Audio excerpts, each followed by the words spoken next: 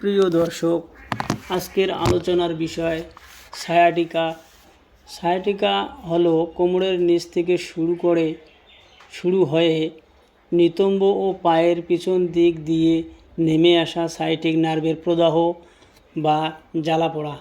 সাধারণত মেরুদণ্ডের herniated disc বা নার্ভের চাপের কারণে এই ব্যথা হয়। এটি কোমর থেকে শুরু হয়ে পায়ের নিচের অংশ পর্যন্ত তীব্র ব্যথা বা অস্বস্তিকর ব্যথার সৃষ্টি করে। সায়াটিকা ব্যথার মূল কারণগুলি এখন আলোচনা করব। হার্নিয়েটেড ডিস্ক, মেরুদণ্ডের ডিস্ক বা জয়েন্ট সরে যাওয়া বা ফুলে যাওয়া বা ফেটে গেলে তখন সায়াটিক নার্ভের উপর চাপ সৃষ্টি করে। এটি সায়াটিকা ব্যথার সবচেয়ে সাধারণ কারণ। স্পাইনাল স্টেনোসিস, বয়স বাড়ার সাথে সাথে মেরুদণ্ডের ভিতরে ফাঁকা জায়গা বা ক্যানেল সরু হয়ে যেতে পারে। এর ফলে নার্ভগুলি সংকুচিত হয় এবং সায়াটিকা দেখা দেয়।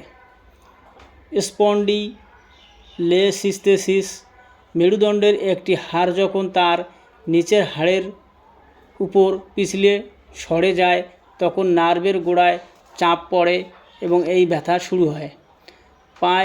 পাইরিফর্মিস সিনড্রোম, নিতম্বের গভীরে থাকা একটি পেশি কোনো কারণে শক্ত হয়ে ফুলে গেলে তার ভিতর দিয়ে যাওয়া সায়াটিক নার্ভটি চাপা পড়ে।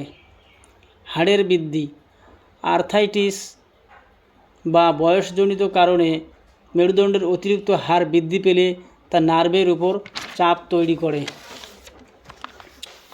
বা ভারী জিনিস ভুলভাবে তোলা, দীর্ঘ সময় বসে থাকা, অতিরিক্ত ওজন, ডায়াবেটিস বা কোমরে কোনো আঘাত পাওয়া। চিকিৎসা। এখন আমরা জানব সায়াটিকা ব্যথার নিরাময়ের জন্য হোমিওপ্যাথি ওষুধগুলি। হোমিওপ্যাথি ওষুধগুলি হলো কলোসিন 200 দিনে 2 বার ও সাথে ব্রায়োনিয়াল বা 200 দিনে 2 বার পর্যায়ক্রমে খেলে খুব ভালো কাজ করে। দ্বিতীয় মেডিসিনটি হলো ন্যাফেলিয়াম।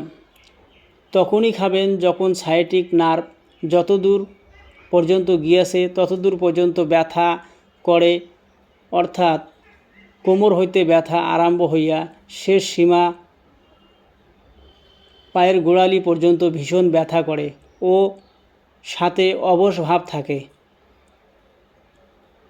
তাহলে এই মেডিসিনটি খুব ভালো কাজ করে।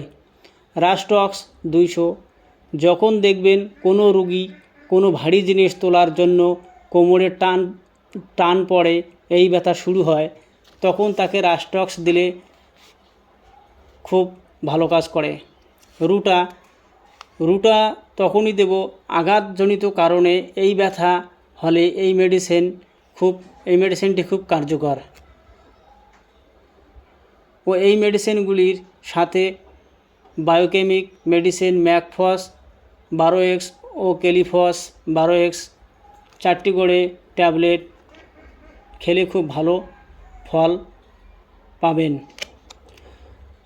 ও মেডোরিনাম 1M সপ্তাহ অন্তর 1টা ডোজ খেলে খুব ভালো কাজ হয়। এই তথ্যগুলো সাধারণ জ্ঞানের জন্য, সঠিক রোগ নির্ণয় ও চিকিৎসার জন্য চিকিৎসকের পরামর্শ নিন।